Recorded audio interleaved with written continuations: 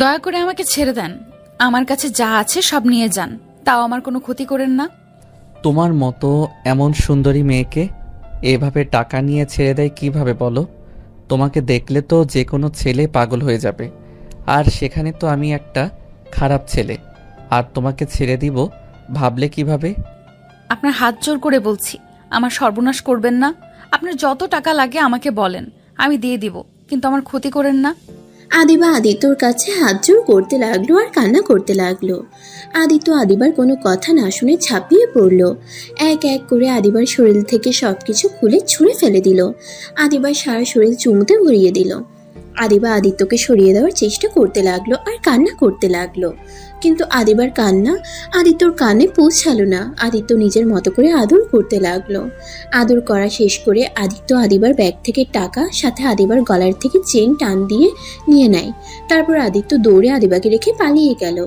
আদিবা জোরে জোরে কান্না করতে লাগলো। হঠাৎ করে আদিবা কারো ডাকাডাকিতে চোখ খুলে দেখে ওর আম্মু বলে উঠল, আদিবা, এই আদিবা, আবার কান্না করছিস? আদিবা খাট থেকে উঠে শক্ত করে জড়িয়ে ধরলো ওর আম্মুকে। ওর আম্মু পিঠে হাত বুলিয়ে দিতে দিতে বলল, মা, আমার কান্না করিস না। এই জুনিয়রকে যদি কোনো দিন খুঁজে পাই, ওর এমন হাল করব না। আম্মু, আমি আর নিতে পারছি না। এই এক স্বপ্ন বারবার কেন আমার চোখের সামনে আসছে? আমি তো ওই রাতটাকে ভুলে যেতে চাই, তাও কেন বারবার স্বপ্ন হয়ে আমাকে মনে করিয়ে দিচ্ছে। তুই এটা নিয়ে বেশি ভাবিস জন্য এমন হয়। তোকে কতবার বললাম ওইসব নিয়ে ভাবিস না, যা হবার হয়ে গেছে। তুই যে বেঁচে আসোস এটাই তো অনেক। আমার একমাত্র মেয়ে তুই। তোর কিছু হয়ে গেলে আমরা কিভাবে বেঁচে থাকতাম বল? আম্মু, আমি একটা ধর্ষিতা মেয়ে। আমার বেঁচে থাকার চেয়ে মরে যাওয়া মনে হয় ভালো ছিল। প্লিজ এসব কথা রাখ। অফিসে যাবি না? অফিসে যাওয়ার সময় হয়ে গেছে, যা ফ্রেশ হয়ে আয়। আদিবা ওর আম্মুকে ছেড়ে চোখের পানি মুছে ওয়াশরুমে চলে যায়। আর এদিকে আদিত্য সকালে ঘুম থেকে উঠে গোসল করে ইন্টারভিউ দেওয়ার জন্য রেডি হয়ে নিল। আদিত্যর ছোট বোন এসেছে, আদিত্যকে বলল, ভাইয়া, রান্না শেষ, খাবার খেয়ে বের হ। আদিত্য ওর বোনের কথা শুনে ওর বোনের সাথে যেতে লাগলো। আদিত্যর বোন একটা পার্টি মাটিতে বিছিয়ে আদিত্যকে বসতে দিল। আদিত্য বসলে আদিত্যর বোন আতিয়া খাবার বেড়ে দিল। আদিত্য খাবার প্লেটটা হাতে নিয়ে ওর বোনকে খাওয়াই দিতে লাগলো আর নিজেও খেতে লাগলো। খাবার খাওয়া শেষ করে আদিত্য বলল, বুনু, তুমি ঘরে থেকো, দরকার ছাড়া দরজা খুলো না। আমি বাসায় আসলে তোকে নিয়ে ঘুরতে যাবো, আচ্ছা? আচ্ছা ভাইয়া। আদিত্য বাড়ি থেকে বের হয়ে 10 মিনিট হেঁটে বাস কাউন্টারে গিয়ে লোকাল বাসে উঠে বসলো। 20 মিনিট পর বাস থেকে নেমে রিক্সা নিয়ে সোজা অফিসের সামনে গিয়ে নেমে তাড়াতাড়ি করে অফিসের ভিতরে ঢুকে পড়লো। ভিতরে গিয়ে দেখে অনেকজন দাঁড়িয়ে আছে ইন্টারভিউ দেওয়ার জন্য। আদিত্য ওদের সাথে দাঁড়ালো। সবাই এক এক করে ইন্টারভিউ দিতে লাগলো। 1 ঘন্টা দাঁড়িয়ে থাকার পর আদিত্যর সময় চলে আসলো। 1 ঘন্টা দাঁড়িয়ে থাকতে থাকতে আদিত্যর পা একদম ব্যথা হয়ে গেছে। তারপর নিজেকে ঠিক করে ক্যাবিনের সামনে গিয়ে বলল, আসতে পারি ম্যাম? আসুন। আদিত্য ভিতরে গিয়ে আদিবাকে দেখে চমকে গেল। আদিত্যর হাত পা কাঁপতে লাগলো। আদিত্যকে বসতে বলল। আদিত্য বুঝতে পারছে না বসবে নাকি দৌড়ে পালিয়ে যাবে। আদিত্যকে এভাবে দাঁড়িয়ে থাকতে দেখে আদিবা বলল, কি ব্যাপার, বসছেন না কেন? বসেন। আদিত্য ঢোক গিলতে গিলতে চেয়ার টেনে বসলো। আদিবার দিকে কাগজপত্র দিয়ে দিল। আদিবা দেখে বলল, আপনি দেখছি অনেক ভালো স্টুডেন্ট, তা এই চাকরি কেন করতে আসলেন? আপনার তো আরো পড়া বাকি আছে, এই অল্প বয়সে চাকরি নিতে এসেছেন? আমার চাকরিটা দরকার, তাই এই বয়সে চাকরির ইন্টারভিউ দিতে এসেছি। বুঝলাম। আমার একজন বিশ্বস্ত মানুষ লাগবে, যে আমার আশেপাশে সব সময় থাকবে, আমাকে প্রোটেক্ট করবে, আর সাথে আমার হাত কাজগুলো করে দিবে। আচ্ছা। আদিবা আদিত্যকে অনেক ধরনের প্রশ্ন করতে লাগলো। আদিত্য ভয়ে ভয়ে প্রশ্নের সবগুলো উত্তর দিতে লাগলো। আদিবা আদিত্যকে বলল, আচ্ছা, আপনি তাহলে আসতে পারেন। আদিত্য আর কোনো কথা না বলে সালাম দিয়ে সোজা বের হয়ে দীর্ঘ নিঃশ্বাস ফেলে অফিস থেকে তাড়াতাড়ি করে বের হয়ে গেল। আদিত্য হেঁটে বাস স্ট্যান্ডে চলে গেল। বাসের অপেক্ষায় বসে থাকলো। আদিত্য বাস কাউন্টারের সামনে বসে ভাবতে লাগলো, হাই আল্লাহ, এ আমি কি করছি? যদি কোনোদিন ধরা পড়ে যাই তাহলে আমাকে মেরে ফেলবে। আর ভাগ্যক্রমে তার অফিসে ইন্টারভিউ দিতে গেলাম। যদি সেই দিন কালো মাস্ক পরা না থাকতো তাহলে তো আমাকে চিনে ফেলতো। আদিত্য কথা ভাবতে লাগলো। বাস আসলে আদিত্য ভাবনার জগৎ থেকে বের হয়ে বাসে উঠে বসলো। জ্যাম থাকায় 1 ঘন্টা পর বাস থেকে নেমে পায়ে হেঁটে চলে গেল বাসায়। বাসায় গিয়ে দরজা নক করতে লাগলো। আতিয়া, বুনু কই? তুমি ঘুমিয়ে গেছো নাকি? আদিত্য দরজা হালকা ধাক্কা দিলেই সাথে সাথে দরজা খুলে গেল। আদিত্য অবাক হয়ে গেল। ঘরের ভিতরে ঢুকে আদিত্য যেন থমকে গেল। আদিত্য দৌড়ে গিয়ে ওর চাচাতো ভাইকে লাথি দিয়ে ফেলে দিল। আদিত্য ওর বোনের পা জড়িয়ে ধরে কান্না করতে লাগলো। গলা ফাঁস থেকে আতিয়াকে নামিয়ে খাটে শুয়ে দিয়ে মুখে ডাকতে লাগলো। এই বুনু, বুনু, এই বুনু উঠো না। এই বুনু, কথা বলছো না কেন? উঠো না। আদিত্য চিৎকার করে কান্না করতে লাগলো। আদিত্য ওর চাচাতো ভাইয়ের দিকে তাকাতেই ওর চাচাতো ভাই দৌড়ে পালাতে যাবে। তখনই আদিত্য ওর বোনকে দেখে দৌড়ে গিয়ে ওর চাচাতো ভাইকে দৌড়ে মারতে লাগলো। ওর চাচাতো ভাই চিৎকার করে সবাইকে ডাকলে সবাই দৌড়ে আসে। আদিত্য রান্নাঘরের বটি নিয়ে এসেছে। সোজা ওর চাচাতো ভাইকে কোপাতে লাগলো। এইটা দেখে সবাই ভয়ে কেঁপে উঠল। আদিত্য ওর চাচা চাচি আদিত্যকে থামানোর চেষ্টা করলো। আমাকে ছাড়েন, আপনার ছেলেকে আমি মেরে ফেলবো। আমার বোনকে ধর্ষণ করে মেরে ফেলেছে, আর আমি ওকে ছেড়ে দিব ভাবলেন কিভাবে? আদিত্য ওর চাচাতো ভাইকে আরেকটা কোপ দিতে যাবে, সাথে সাথে পুলিশ এসে আদিত্যকে ধরলো। আদিত্য চিৎকার করে কান্না করতে করতে বলল, স্যার, আমাকে ছেড়ে দেন, আমি ওকে মেরে ফেলবো। ওই আমার ছোট বোনকে মেরে ফেলেছে, আমি ওকে ছাড়বো না। সবাই রুমের ভিতরে গিয়ে আতিয়ার মৃত দেহ দেখে পুলিশরা আতিয়াকে আর আদিত্যকে নিয়ে চলে গেল। আর আদিত্যর চাচাতো ভাইকে হসপিটালে পাঠিয়ে দিল। আদিত্য আতিয়ার লাশ ধরে চিৎকার করে কান্না করতে লাগলো আর আতিয়াকে জড়িয়ে ধরে বলল, এই বুনু, উঠো না। এভাবে চোখ বন্ধ করে আসো কেন? বুনু, চোখ খুলো দয়া করে। আমাকে ছেড়ে চলে যেতে পারো না? আদিত্য চিৎকার করে কান্না করতে লাগলো। 5 বছর পর আদিত্য জেল থেকে বের হয়ে চারিদিকে চোখ বুলিয়ে দেখতে লাগলো। আদিত্য সারা মুখে দাড়ি দিয়ে ভরে গেছে। আদিত্যকে চেনা যাচ্ছে না। আদিত্য জেলখানা থেকে সোজা বাড়িতে চলে গেল। বাড়িতে গিয়ে দেখে ঘরের টিলাগুলো ঝোল ধরে গেছে। সারা বাড়ি জঙ্গল দিয়ে ভরে গেছে। আদিত্যকে দেখতে সবাই এসেছে। সবাই আদিত্যকে দেখে নানা ধরনের কথা বলতে লাগলো। আদিত্য দরজা খুলে ভিতরে ঢুকে দেখে মাকড়সার জাল দিয়ে রুম ঢেকে গেছে। আদিত্য মাকড়সার জালগুলো সরিয়ে আতিয়ার ছবিটা আলমারি থেকে বের করে হু হু করে কেঁদে উঠলো আর বলতে লাগলো, আমার জন্য আজ তোমাকে হারিয়ে ফেললাম। কথায় আছে না, অন্যর সাথে অন্যায় করলে নিজের সাথে হয়। সেই দিন যদি আমি ওই ভুলটা না করতাম, আজ এমনটা হয়তো হতো না। আমার পাপের শাস্তি তোকে পেতে হলো রে বোন, আমাকে তুই ক্ষমা করে দিস। আদিত্য কথাগুলো বলে অঝোর ধারায় কান্না করতে লাগলো। অনেকক্ষণ কান্না করে ব্যাগের ছবিটা নিয়ে দরকারি কাগজপত্র তুলে কিছু শার্ট প্যান্ট তুলে বের হয়ে গেল। সবাই আদিত্যর দিকে তাকিয়ে আছে। আদিত্য 10 মিনিট হেঁটে বাস কাউন্টারে চলে গেল। বাসে উঠে ঢাকা চলে আসলো। আদিত্যর অনেক ক্ষুধা লাগলে পকেট থেকে 20 টাকা বের করে কলা পাউরুটি কিনে খেতে লাগলো। খাওয়া শেষ করে আদিত্য ফোন বের করে একজনকে কল দিল। কল রিসিভ হইলে ওই পাশ থেকে বলল, কে? ভাই, আমি আদিত্য। এটা তো আপনার নাম্বার, আপনি চিনতে পারছেন না? রাকিব চোখ ডোলে ফোনের দিকে তাকিয়ে বলল, ও আদিত্য, তুমি? ঘুমের ভিতরে নাম্বার দেখি নাই। আচ্ছা, তুমি কি সাড়া পেয়েছো? জি। তুমি এখন কোথায় আছো? জি, আমি বাস কাউন্টার থেকে নেমেছি, একটা দোকানে বসে আছি। আচ্ছা, তুমি বাস কাউন্টারের আশেপাশে থাকো, আমি মানুষ পাঠিয়ে দিচ্ছি। আচ্ছা ভাইয়া। আদিত্য বাস কাউন্টারের সামনে গিয়ে বসলো। অনেকক্ষণ অপেক্ষা করার পর আদিত্যকে কল দিলে আদিত্য রিসিভ করলে 2 জন লোক এসে আদিত্যকে নিয়ে গেল। আদিত্যকে একটা বিশাল বড় বাড়ির সামনে নিয়ে গিয়ে গাড়ি থেকে নামিয়ে দিল। আদিত্য গেট দিয়ে ঢুকে রাকিবকে কল দিলে রাকিব রিসিভ করে বলল, সদর দরজার কাছে আসো।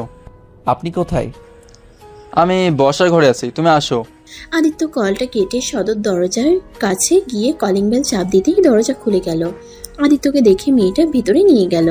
ভিতরে যেয়ে রাকিব এসে হ্যান্ডশেক করলো। আদিত্যকে নিয়ে বসার ঘরে গেল। আদিত্যকে রাকিব ওর আব্বু আম্মুর সাথে পরিচয় করিয়ে দিতে যাবে। আদিত্য চমকে উঠল। আদিত্য কিছু বলার আগে রাকিবের আম্মু রাহেলা বেগম বলল, তুমি আমার ছেলেকে জেলের ভিতর অনেক যত্ন রেখেছিলে।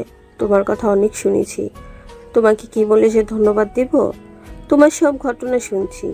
সত্যি তোমার সাথে খুব খারাপ হয়েছে। আজ থেকে তুমি আমার এখানে থাকবে আর নিজেকে এখনই একা ভাববো না। আজ থেকে আমরা তোমার আপনজন। রাহেলা বেগমের কথা শুনে আদিত্যর চোখ দিয়ে কয়েক ফোঁটা পানি বের হইলে চোখ মুছে বলল, আপনাকে কিভাবে যে ধন্যবাদ দিব আমি ভাষা খুঁজে পাচ্ছি না। রাকিব ভাইয়ার থেকে শুনেছিলাম আপনাদের কথা। আসলে আপনারা অনেক ভালো মানুষ। আচ্ছা রাকিব, তুমি যাও, আদিত্যকে রুম দেখিয়ে দাও। আচ্ছা আম্মু। আদিত্য রাকিবের সাথে যেতে লাগলো। আদিত্য পিছন মুড়ে আরেকবার রাহেলা বেগম আর সাইফুল চৌধুরীকে দেখতে লাগলো। আদিত্যকে রুমে নিয়ে গেল। রাকিব বলল, রুম তোমার পছন্দ হয়েছে? ভাইয়া আপনাকে যে কিভাবে ধন্যবাদ দিব আমি ভাষা খুঁজে পাচ্ছি না। আপনি আমাকে নিজের বাড়িতে থাকতে দিচ্ছেন। ভাইয়া আমাকে কি এত বিশ্বাস করা ঠিক হচ্ছে? দেখ আদিত্য, আমার তোমাকে অনেক ভালো লেগেছে। আমি তোমায় বলছিলাম তুমি আমার ছোট ভাই, তোমাকে আমি ছোট ভাইয়ের মতোই ভালোবাসি। আমি তোমার সাথে 2 বছর থাকছি। আমি এই 2 বছরে তোমাকে যতটা চিনেছি, তুমি মানুষটা অসাধারণ। শোনো, ফ্রেশ হয়ে নাও, বাইরে বের হবো। তোমার মুখের কি অবস্থা হয়েছে? চুল কাটতে হবে, দাড়ি কাটতে হবে, পোশাক কিনতে হবে। একদম পাগল পাগল দেখা যাচ্ছে তোমায়। ভাইয়া আমার জন্য এত খরচ করতে হবে না। আপনি আমাকে থাকতে দিয়েছেন, এটাই আমার জন্য যথেষ্ট। আমাকে একটু একটা কাজ দিলে আর কিছু চাই না। এত কথা বলো না। 2 বছরে বুঝে গেছো আমার রাগ উঠে যায়, যার কারণে 2 বছর জেলও খাটতে হয়েছে। রাগে বসে নিজের গার্লফ্রেন্ডকে মেরে ফেলতে নিয়েছিলাম, আর তুমিও আবার রাগ তুলো না। আর আমি যা করি তাই চুপচাপ দেখে যাও। ভাইয়া এত রাগ কিন্তু ভালো না। আর আপনি তো আপুকে অনেক ভালোবাসেন, কেন যে মাথা গরম করে তাকে হারিয়ে ফেললেন? ভাইয়া আপুর কোনো খোঁজ পাইছেন? ওই লন্ডন থেকে দেশে আসবে 2 দিন পর। আপুর সাথে দেখা করবেন না? আপুকে ছাড়া কিভাবে থাকবেন? আপুকে বোঝানো লাগবে। সম্ভব না, ও আমার নামও শুনতে পারে না। আর ওর সামনে যাওয়ার মুখ আমি রাখি নাই। কীভাবে যাব ওর সামনে? আর আমি একটা সাইকো। আমার মতো সাইকোর সাথে কে বা মেয়ের বিয়ে দিয়ে বিপদে পড়বে? ভাইয়া মানুষ মাত্র ভুল, আর মানুষ সারা জীবন এক থাকে না। আপুকে বোঝাতে হবে। উনি নিশ্চয়ই আপনাকে ক্ষমা করে আপনার হয়ে যাবেন। জানি না। আচ্ছা তুমি যাও। আদিত্য শার্ট প্যান্ট নিয়ে ওয়াশরুমে গেলে আদিত্য ভেবাচেকা খেয়ে যায়। আদিত্য বাহিরে এসে বলল, ভাইয়া কল নাই, গোসল করব কিভাবে? আরে কল নাই, ওয়েট আমি দেখিয়ে দেই।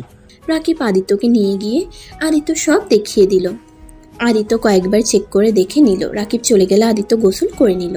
শার্ট প্যান্ট পরে বাহিরে আসলে আয়নার সামনে দাঁড়িয়ে ভ্রুকুচকে তাকিয়ে শার্ট প্যান্ট টানতে লাগলো। রাকিব দরজার কাছ থেকে দেখে হাসতে লাগলো। আদিত্য হাসির শব্দ শুনে পিছনে ঘুরে তাকিয়ে লজ্জা পেয়ে গেল। রাকিব বলল, ওয়েট করো, আপাতত আমার শার্ট প্যান্ট পরে নাও।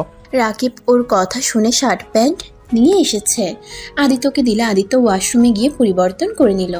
আদিত্যকে দেখে রাকিব বলল, বাহ, অনেক সুন্দর লাগছে। তুমি দেখি আমার থেকেও কিছুটা লম্বা আছো। তোমার পাশে গেলে সবাই তো ওকে বড় বলবে, আমাকে ছোট বলবে। রাকিব কথাগুলো বলে হাসতে লাগলো। আদিত্য মুচকি হাসলো। তারপর রাকিবের সাথে নিচে গেল। রাহেলা বেগম নিজের ছেলেকে হাসতে দেখে নিজের মুখে হাসির রেখা ফুটে উঠল। মনে মনে ভাবতে লাগলো, আমার ছেলেটা এত সুন্দর করে হাসতে পারে, আমার জানাই ছিল না।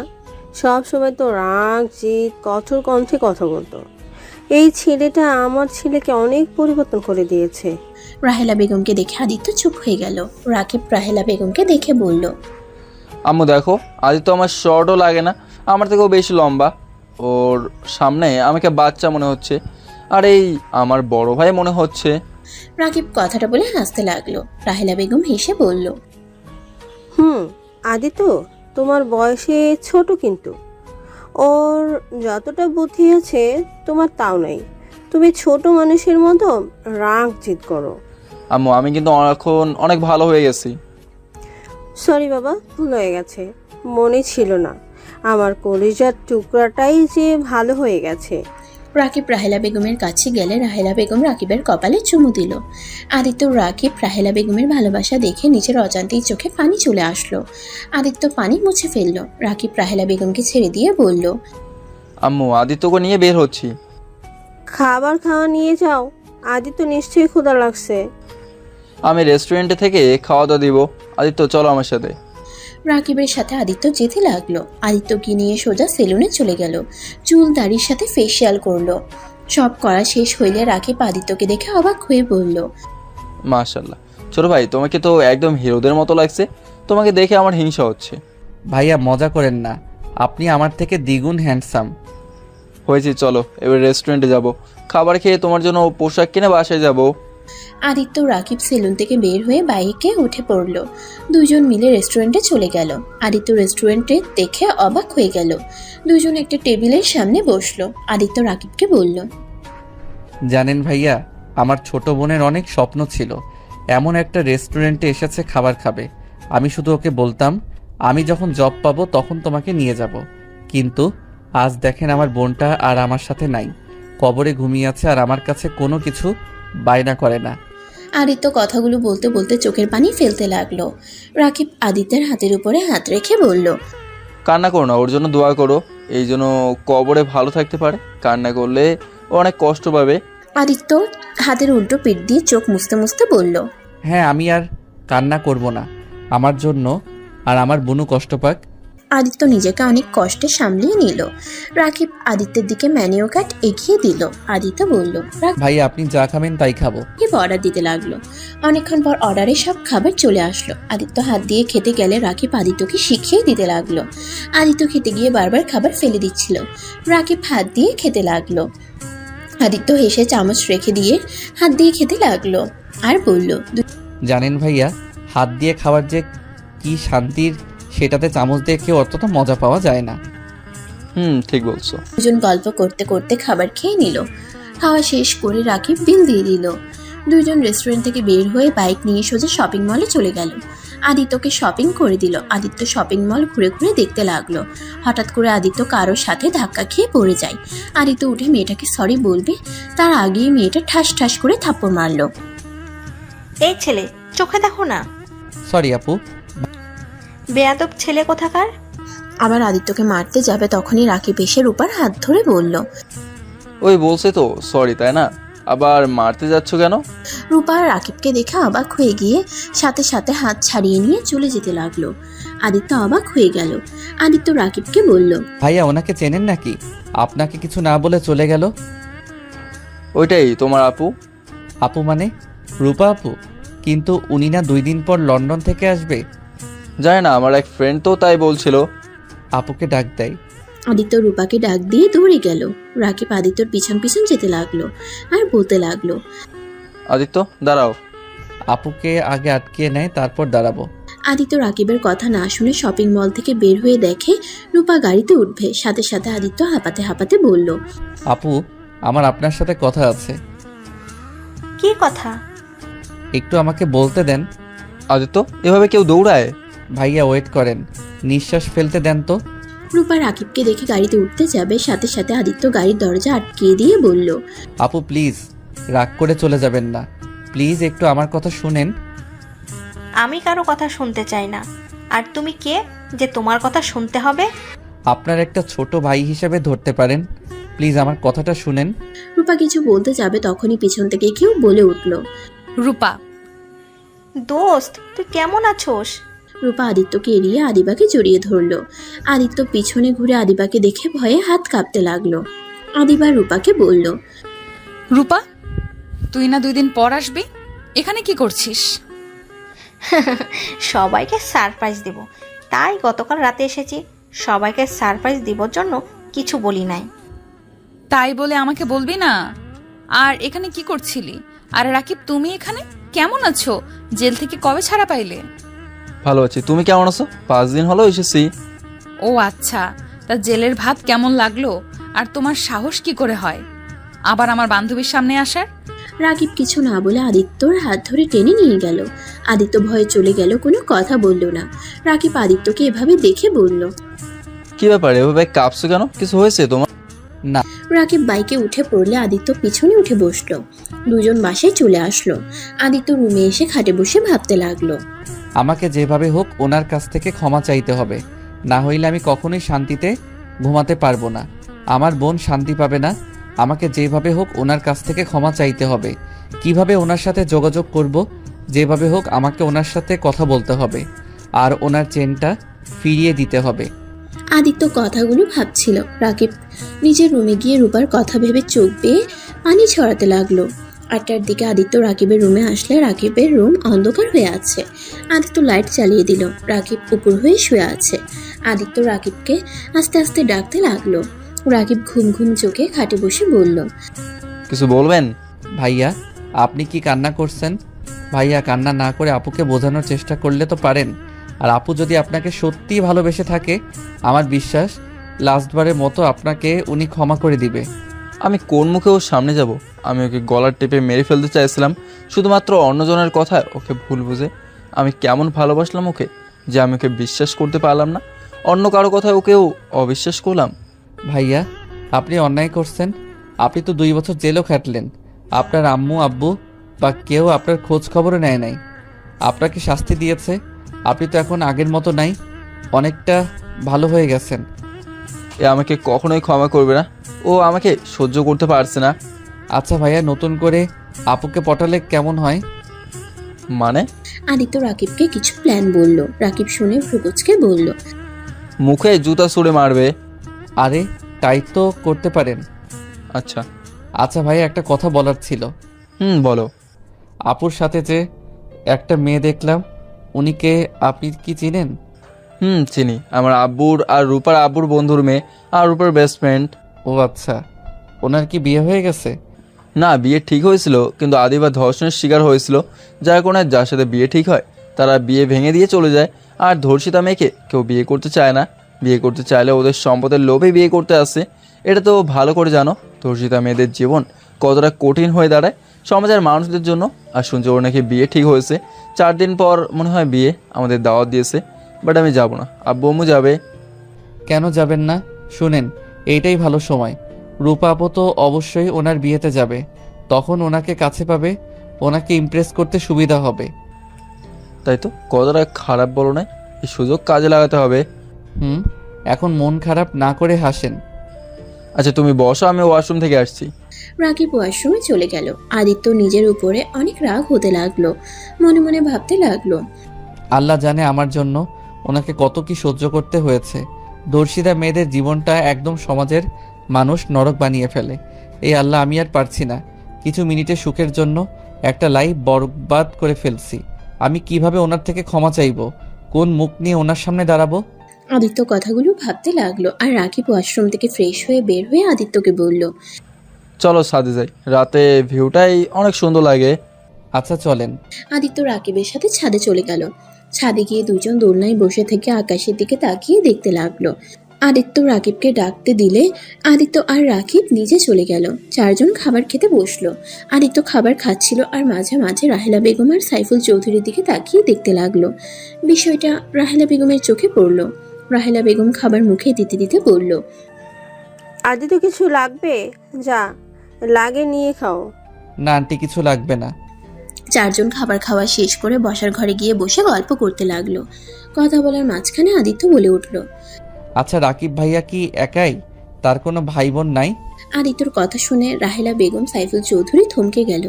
রাহেলা বেগমের মুখ মলিন হয়ে গেল।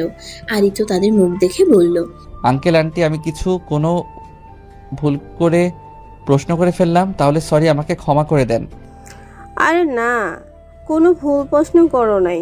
আমার 2টাই সন্তান। আরেকজন কোথায়? জানি না। মানে? আমার ছোট সন্তান কোথায় আছে আমরা কেউ জানি না। বেঁচে আছে নাকি মারা গেছে কিছুই জানি না। কথাটা বলে রাহেলা বেগমের চোখ পানিতে টলমল করতে লাগলো। রাকিব রাহেলা বেগমের দিকে তাকিয়ে বলল, আম্মু আবার কান্না করছো? আমি তো আসি নাকি? এভাবে কান্না করলে আমার ভালো লাগে না কিন্তু।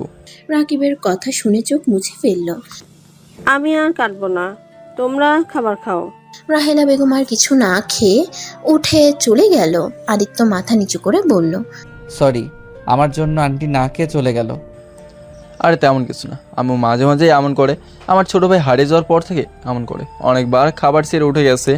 আচ্ছা ভাইয়া, আপনার ছোট ভাই হারিয়ে গেল কিভাবে? 2004 সালে আম্মু আমাকে আর ছোট ভাইকে রাফিনকে নিয়ে পার্কে গেছিল। আমি আইসক্রিমের বায়না ধরলে আম্মু আমার জন্য আইসক্রিম কিনতে চলে যায়। আর আমি আর আমার ছোট ভাই খেলা করছিলাম। হঠাৎ করে আমি প্রজাপতি দেখে প্রজাপতির পেছন পেছন চলে যাই। আমি রাস্তায় পৌঁছে গেলে অ্যাক্সিডেন্ট হতে যাবে, তার আগে আম্মু দৌড়ে আমার কাছে যায়, আমাকে কোলে তুলে নিয়ে এসেছে। দেখে আমার ছোট ভাই যেখানে রেখে গেছিলাম ওইখানে নাই। শুধু আমার ছোট ভাই না, ওইখানে আরও ছোট 3টা বাচ্চা ছিল। ওদের কেউ খুঁজে পায় না। আজ 20 বছর হয়ে গেল, কাউকে এখন পর্যন্ত পাওয়া যায় নাই। রাকিব কথাগুলো বলে এক পর্যায়ে কান্না করে দিল আর বলতে লাগলো,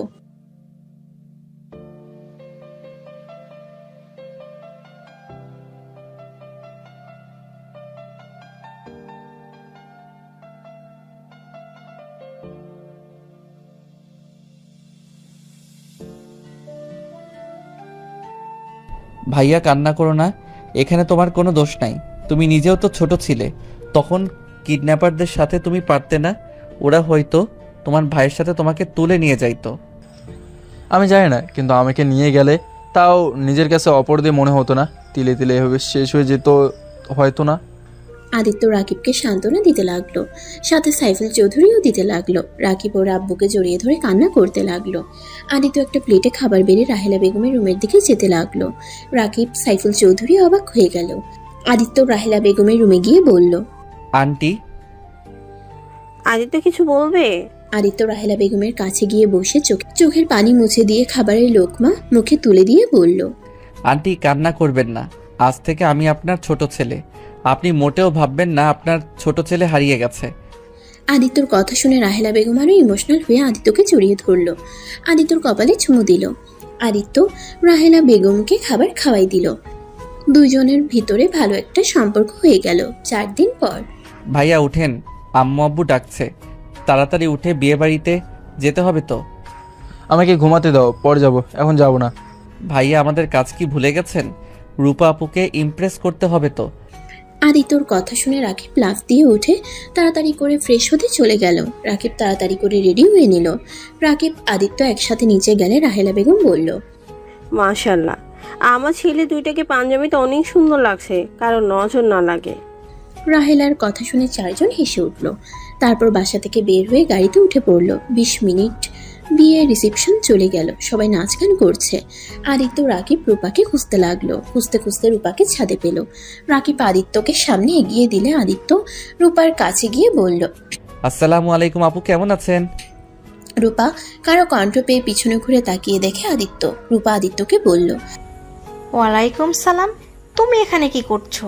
জি আপু, আমি ভাইয়াদের সাথে এসেছি। ভাইয়া, রাকিব তোমার কেমন ভাই? কলিজার ভাই। যাই হোক, ওইসব বাদ দেন। যেটা বলার ছিল, আপু ভাইয়া আপনাকে অনেক ভালোবাসে। প্লিজ আপু ভাইয়াকে ক্ষমা করে দাও, একটা সুযোগ দেন। ভাইয়া নিজেকে অনেক পরিবর্তন করছে। ব্যাস, আর একটা কথা বলো না, এখান থেকে চলে যাও, না হলে খুব খারাপ হয়ে যাবে। আপু প্লিজ দয়া করে ভাইয়াকে ক্ষমা করে দেন। আদিত্যর কথা শুনে রূপা রেগে সোজা আদিত্যর গালে ঠাস ঠাস করে থাপ্পড় মারলে।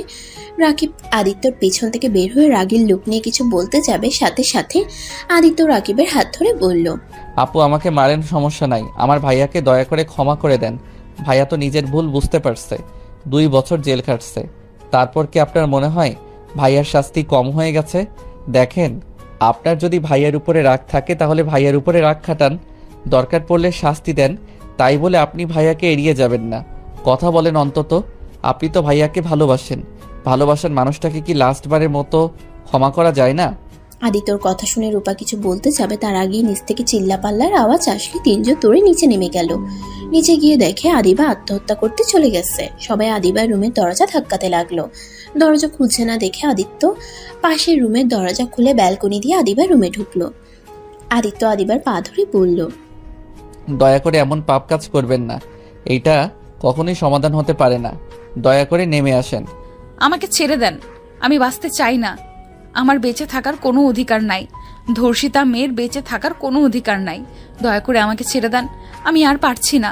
এক এক করে এইভাবে সবাই বিয়ে ভেঙে দিয়ে যাচ্ছে। 1000 জনের 1000 কথা, এত কথা শুনতে আর পারছি না। কারো কথায় কেন কান দিচ্ছেন? আপনি তো আপনার বাবা মায়ের একমাত্র সন্তান। আপনার যদি কিছু হয়ে যায় তাহলে আপনার বাবা মায়ের কি অবস্থা হবে একবার ভেবে দেখেছেন?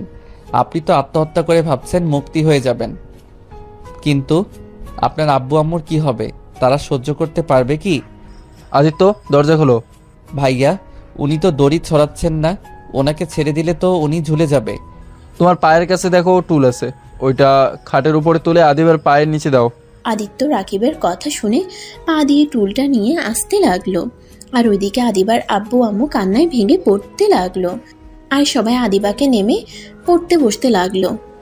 আদিত্য অনেক কষ্টে টুলটা নিয়ে আদিবার পায়ের কাছে দিয়ে দরজা খুলতে যাবে, সাথে সাথে আদিবা পায়ের কাছ থেকে টুল ছড়িয়ে ঝুলে পড়ে। আদিত্য দরজা খুলে দিলে সবাই রুমে ঢুকে পড়ে। আদিবার আব্বু আম্মু আদিবার হাত জড়িয়ে ধরে কান্না করতে লাগলো আর বলতে লাগলো, আদিবা এমন কাজ করো না। কে কি বলো, ওইটা কানে নিচ্ছ কেন?